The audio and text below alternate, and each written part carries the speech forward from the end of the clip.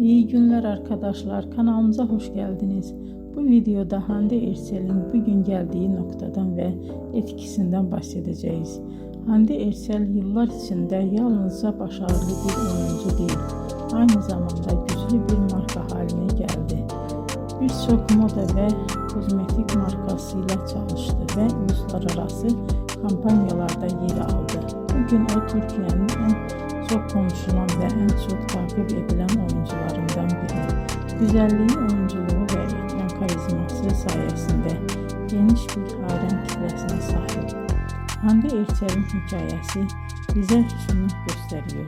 Bazen küçük bir şehirde başlayan bir hayal doğru adımlar ve çok çalışmayla dünya çapında bir başarıya dönüşebilir.